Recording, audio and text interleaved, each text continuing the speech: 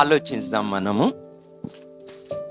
ఒకవేళ కనుక మీకు ఎవరైనా మీ కిడ్నీ ఫెయిల్ అయితే, కావద్దు దేవుని దయ వలన, మీ కిడ్నీ ఫెయిల్ అయితే ఎవరైనా కిడ్నీ డొనేట్ చేశారనుకోండి, కిడ్నీ డొనేట్ చేస్తే వారికి మీరు ఏం చేస్తారు? కిడ్నీ డొనేట్ చేసిన ఆయనకి మీరు ఏం చేస్తారు?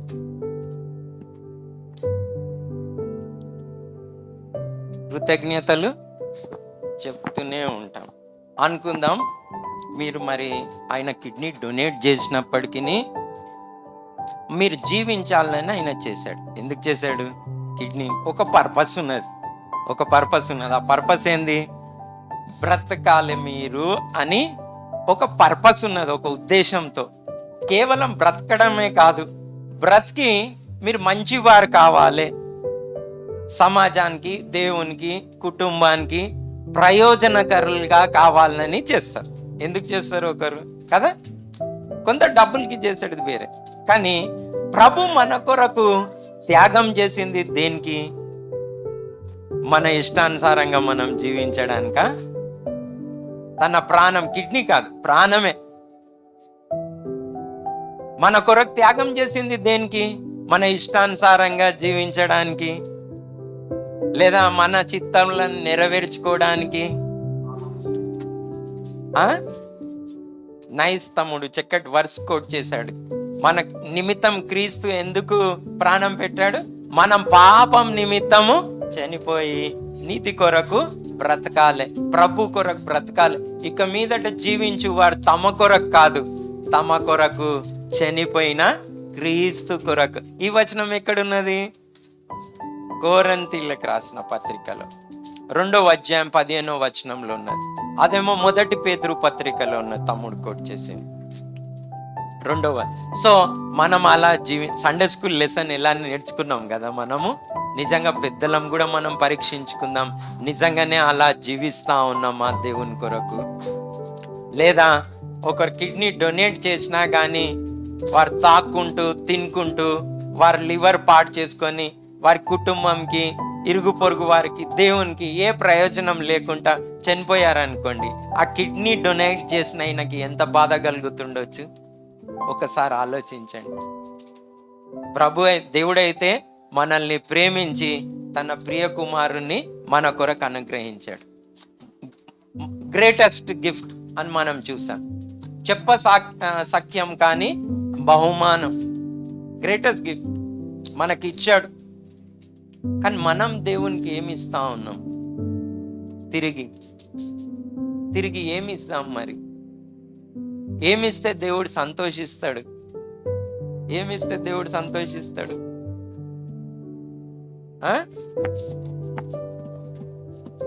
ఆయన చెప్పినట్టు జీవిస్తేనే ఆయన సంతోషిస్తాడు. నిజంగా వేలాది నదులంత విస్తార తైలం ఇస్తే ఆయన సంతోషిస్తాడా? సంతోషించడు. మరి ఏడాది పొట్టేళ్లను దూడలను ఇస్తే సంతోషిస్తాడా? చాలా మందికి ఏదైనా దేవునికి దేవుడి 100 రూపాయలు ఇస్తే ఏదో రూపాయో 10 రూపాయలు ఇచ్చి చాలా హ్యాపీగా ఫీల్ అయిపోతాడు. లే దేవునికి కానుకలు ఇచ్చి మనం సంతోషపరచలేం. నేను కానుకలు ఇవ్వద్దు అంటున్నానా? అది ఒక భాగమే అంటా ఉన్నారు. రైట్, దేవుడు మిమ్మల్ని దీవించగా సిస్టర్. అంటే నేను ఎందుకు చెప్తా ఉన్నా అంటే, చాలా మంది కానుకలు ఇచ్చి ఆ తర్వాత మర్చిపోతారు, ఏదో మర్చిపోతారు. దాని తర్వాత మీ జీవితాలను పరీక్షించుకొని మీరు చెప్పండి, మీ జీవితాలను పరీక్షించుకొని చెప్పండి. సో దేవునికి కావాల్సింది నిజంగా కానుకలు కాదు. నేనైతే మరి చాలా చిన్నవాణ్ణి కదా, చాలా చిన్నవాణ్ణి అంటే అసలు ఎన్నిక లేని వాణ్ణి. ఎన్నిక అంటే అసలు దేంతో పోల్చుకోవాలో కూడా అర్థమవుతుంది. దుమ్ము ధూళి, వేస్ట్ ఫెలోని, నేను ఒక వేస్ట్ ఫెలోని. అలాంటి వేస్ట్ ఫెలోనైనా నాకు నేను చాలా మంది యవనస్తుల మధ్యలో పనిచేస్తూ ఉంటా. వారు ఏం చేస్తారంటే, నాకు టీచర్స్ డే దినము నాకు తెలియకుండా ఏదైనా ఒక దినం నన్ను సన్మానం చేస్తారు. అన్న మీరు చక్కగా చెప్పారు, మమ్మల్ని ఆత్మీయంగా నడిపిస్తున్నారని నాకు నాకు షాల్ కప్పి సన్మానం చేస్తారు, గిఫ్ట్ ఇస్తారు. అప్పుడు నిజంగా నాకు వారి షాల్ కప్పినందుకు, నా ఫోటో తీసినందుకు, లేదా నాకు గిఫ్ట్ ఇచ్చినందుకు నిజంగా నాకు ఆనందం కలగదు. ఎందుకు ఆనందం కలగదో తెలుసా? వారి జీవితాలను చూస్తూ ఉంటా. వారి జీవితాలను చూసినప్పుడు నేను ఎలాగనైతే వారు జీవించాలని కోరుతా ఉన్నారో ఆ ప్రోగ్రెస్ వారి లోపట నేను చూడనందుకు నాకు దుఃఖం అనిపిస్తుంది. ఇంకా ఎలా జీవిస్తూ ఉన్నారో అలాగనే జీవిస్తూ ఉన్నారు. ఏదో కొంచెం మార్పు వచ్చింది, ప్రోగ్రెస్ చాలా తక్కువ. అంటే ఎవరికైనా మనకు పిల్లలు ఉన్న వారికి పిల్లలు ఎదుగుతనే లేరు, ఇంతనే ఉన్నారు అనుకోండి, హ్యాపీగా ఉంటారా? ఆనందం కలుగుతుందా తల్లిదండ్రులకి? కాదు. పిల్లలు ఏం కావాలని ఉంటుంది? వారు మనుషుల దయాందును, దేవుని దయాందును, జ్ఞానమందును, వయసునందును ఏం చేయాలని ఉంటుంది? దేవునికి కూడా అలానే ఉంటుంది కదా. మన ప్రోగ్రెస్ ఎంతగా ఉన్నది? నేనే వేస్ట్ ఫెలోనైనా నాకే షాల్ కప్పితే ఆనందం కాకపోతే, గిఫ్ట్స్ ఇస్తే ఆనందం కాకపోతే, దేవాది దేవునికి, సర్వం సృష్టించిన దేవునికి మనం ఏదో గిఫ్ట్ ఇయ్యంగానే దేవుడు సంతోషిస్తాడా ఏంది? సంతోషిస్తాడా? నిజంగా కాదు. ఏం చేయాలి? రిటర్న్గా దేవుడు ఎలా చెప్పాడు? ఆ ప్రోగ్రెస్ లో చాలా మంది సంవత్సరాలు గతించిపోతా ఉన్నా ఆ ప్రోగ్రెస్ లేదు క్రైస్తవ జీవితం. సో మనం చాలా జాగ్రత్తగా సండే స్కూల్ లెసన్ ఎలాగనైనా మనం చూసాం కాబట్టి, పెద్దలమైన మనం కూడా నిజంగా దేవుణ్ణి ఎలా సంతోషపరచాలని, మరి దేవుడు ఎలాగనైతే కోరాడో మనం ఇక మీదట మన కొరకు కాదు, మన కొరకు మృతి పొంది. ఒకసారి మనం ఆ వచనం చేద్దామండి.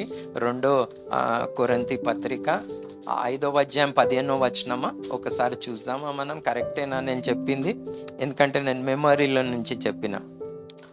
2 కొరింథీ పత్రిక 5వ అధ్యాయం 15వ వచనం. జీవించు వారిక మీదట తమ కొరకు కాక తమ నిమిత్తం మృతి పొంది తిరిగి లేచిన వాని కొరకే జీవించుటకు. ఎందుకు మృతి పొందాడు ప్రభు మన కొరకు? మనం ఇక మీదట జీవించేది మన కొరకు కాదు, మన కొరకు మృతి పొందిన క్రీస్తు కొరకు జీవించాలని ప్రభు. నిజంగా మనం అలా జీవిస్తా ఉన్నామా అండి? మనసాక్షి మీద చేయి పెట్టి చెప్పండి. లే, మన ఇష్టాలు, మన చిత్తాలు, ఇంకా న్యూ ఇయర్ కూడా వస్తున్నాయి, వాగ్దానాలు ఇంకా ఏవేవో అన్నీ కావాలని జీవిస్తున్నాం. దేని కొరకు జీవిస్తా ఉన్నాం? ఈ లెసన్ నేర్చుకుందాం. మనం కూడా దేవునికి గిఫ్ట్ ఇస్తాం. ఏమిస్తాం? మనం పరిశుద్ధంగా జీవించుట కంటే ఎక్కువైన గిఫ్ట్ ఏది కూడా లేదు. ఏదైనా ఉందా చెప్పండి? దేవునికి ఏం కావాలి? దేవునికి ఏం కొదువయ్యింది? ఏం కొదువ కాలే. మన నుండి ఏమైనా ఆశిస్తా? నేనే పెద్ద వేస్ట్ ఫెలోనని చెప్పిన. నా పిల్లలు నాకు ఏదైనా ఇచ్చి వారు ఆనందించాలన్న ఆశ నాకే లేదు, వేస్ట్ ఫెలోనైనా నాకు. కానీ మరి వారి నుండి నేనేం ఆశిస్తా ఉన్నా? కేవలం వారు చదువుకొని చక్కగా ఉండాలి, దేవుని నామంకి మహిమ. అంతే కదా తల్లిదండ్రులు ఆశించేది. ఇంకేమన్నా ఆశిస్తున్నారా అండి? దేవుడు ఏం ఆశిస్తుండొచ్చు మన నుండి మళ్ళీ కదా? మనం అనుకుంటాం ఏదో చూసేసినామని. దేవునికి ఏమైనా అవసరమా? మన తల్లిదండ్రులకైనా అవసరం, కానీ దేవునికి ఏం అవసరం లేదు. కేవలం ఆయన కోరేది ఏంది? మనం పరిశుద్ధంగా జీవించి ఆయన నామంకి మహిమ, దేవుని పిల్లలంగా జీవించి ఆయన నామంకి మహిమ, ఆయన నామం పరిశుద్ధపరచబడును గాక అని ప్రార్థించి, ఆయన నామము మన నిమిత్తం, మన ప్రవర్తన నిమిత్తము దూషణ పాలు కాకుంటే చాలా చక్కగా దేవుడు ఆనందిస్తాడు.